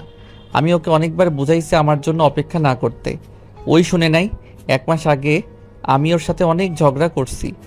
ওকে আঘাত দিয়ে কথা বলেছিলাম, যার কারণে আর আমার সাথে দেখা করতে আসে নাই, কিন্তু আমার জন্য খাবার পাঠিয়েছে। আমি এত কিছু শুনতে চাই না, আমি শুধু ওর মুখ দেখতে চাই না। আদিত্য ওর আম্মুকে বুঝাতে লাগলো। অনেক বোঝানোর পর রাহেলা বেগম বলল, তোর যেটা ভালো মনে হয় তাই কর। আচ্ছা আম্মু, আমি আর খাবো না। আমি গ্রামে যাব, বুনুর কবরে জিয়ারত করব। আমিও যাব, তোকে একা কোথাও ছাড়বো না। আচ্ছা। আদিত্য রাকিবের সাথে বের হয়ে গেল। গ্রামের বাড়িতে গিয়ে আদিত্য ওর বোনের কবর দেখে অবাক হয়ে গেল। আদিত্য ওর ভাইকে জড়িয়ে ধরে বলল, ধন্যবাদ ভাইয়া আমার বোনের কবরের এত যত্ন নেওয়ার জন্য। ওই তো আমারও বোন হয়, যেখানে তুই আমাদের উপরে একটা দায়িত্ব দিয়েছিস সেটা না পালন করে কিভাবে থাকি। আদিত্য খুশি হয়ে গেল ওর ভাইয়ের কথা শুনে। আদিত্য আর রাকিব জিয়ারত করে নিল। কবর থেকে বের হয়ে আদিত্য ওর বাড়িতে চলে গেল। আদিত্যকে দেখে ওর চাচা চাচি এগিয়ে আসলো। আদিত্য কিছু বলল না। আদিত্যর চাচা চাচি নিজের সন্তানের জন্য ক্ষমা চাইলে আদিত্য প্রথমে কিছু না বলে পরে বলল, আমার আপনাদের উপরে রাগ নাই। আপনার ছেলে ভুল করছে, আমি তাকে কবরে শুয়ে দিয়েছি। এখানে আর কাউকে কিছু বলার নাই। আমার কাছে ক্ষমা চাইতে হবে না। ভালো থাকবেন। আদিত্য কথাটা বলে রাকিবকে নিয়ে ঢাকায় চলে আসলো। ঢাকায় এসে রাকিবকে বলল, ভাইয়া তুমি বাসায় চলে যাও, আমি আমার স্ত্রীকে নিয়ে আসতে যাচ্ছি। ওকে, নিয়ে আসবি। হুম। আচ্ছা তুই তাহলে আমাকে বাসায় নামিয়ে দিয়ে যা। আচ্ছা। আদিত্য রাকিবকে বাসায় নামিয়ে দিল। আদিত্য রাকিবকে বলল, ভাইয়া আদিবার বাসার ঠিকানাটা দিবে? না মানে আমি ওনার অফিস চিনি, বাসা চিনি না। নিজের শ্বশুরবাড়ি নিজেই চেনোস না? তুই ওর অফিসে যা, ওই মনে হয় অফিসে আছে। আর আমি এই ঠিকানা তোকে টেক্সট করে দেই। ও তোর তো স্মার্টফোন নাই। রাকিব কথাটা বলে আদিত্যকে ঠিকানাটা বলে চলে গেল। আদিত্য বাইক নিয়ে সোজা আদিবার অফিসের সামনে চলে গেল। আদিত্য অফিসের সামনে দাঁড়িয়ে দারোয়ানকে জিজ্ঞেস করলেই জানতে পারলো আদিবা দেশের বাইরে চলে গেছে, অফিসে আসা নাই। আদিত্য বাইক নিয়ে সোজা আদিবার বাসার সামনে গেলে তখনই একটা গাড়ি এসে থামলো। গাড়ি থেকে আদিবাকে নামতে দেখে আদিত্য ডাক দিলে আদিবা পিছনে ঘুরে তাকায়। আদিত্যকে দেখে দূরে আদিত্যর কাছে এসে জড়িয়ে ধরলো। আদিত্য আদিবার এমন অবস্থা দেখে বলল, এ কি করছো? সবাই তাকিয়ে আছে। দেখুক গা, আমি পরপুরুষকে জড়িয়ে ধরি নাই, আমি আমার স্বামীকে ধরেছি। তুমি না দেশের বাইরে গেছো? আজকে আসলাম, তোমাকে নিয়ে আসতে চাইছিলাম, কিন্তু মিটিংটা শেষ করে দেশে আসতে আসতে 3টা বেজে গেল। কিন্তু তুমি এখানে কি করছো ভেতরে যাওয়া বাদ দিয়ে? আমি আসলাম, তুমিও আসলে, ভালোই হয়েছে। চলো বাসায় যাই, তোমাকে নিয়ে যেতে এসেছি। ভেতরে চলো। আদিত্য বাইক নিয়ে ভিতরে গিয়ে বাইক রেখে আদিবার সাথে ভিতরে গেল। আদিত্য আদিবার আব্বু আম্মুকে সালাম জানালে আদিবার আম্মু বলল, আদিত্য তুই এখানে? আজকে ছাড়া পেয়েছি। আঙ্কেল আন্টি, আমি আপনার মেয়েকে নিয়ে যেতে চাই। তোমার বউ তুমি নিয়ে যাবে? এখানে আমরা না বলার কি? যাই হোক, তুমি এসেছো, এখান থেকে যাও। থেকে যাও না। আচ্ছা। আদিবা খুশি হয়ে আদিত্যর হাত টেনে ধরে নিজের রুমে নিয়ে গেল। আদিবার পাগলামি দেখে আদিত্য বলল, তুমি কি দিন দিন বাচ্চা হয়ে যাচ্ছ নাকি? আমার বয়স হতে পারে, কিন্তু আমার মনটা এখনো ছোটদের মতো আছে। তাই নাকি? যাও ফ্রেশ হয়ে নাও। আদিত্যকে আদিবা বসিয়ে দিয়ে ওয়াশরুমে চলে গেল। আদিত্য বালিশটা কোলে নিতে যাবে, দেখে তখন ওর ছবি। আদিত্যর মুখে মুচকি হাসির রেখা ফুটে উঠল। সমাপ্ত।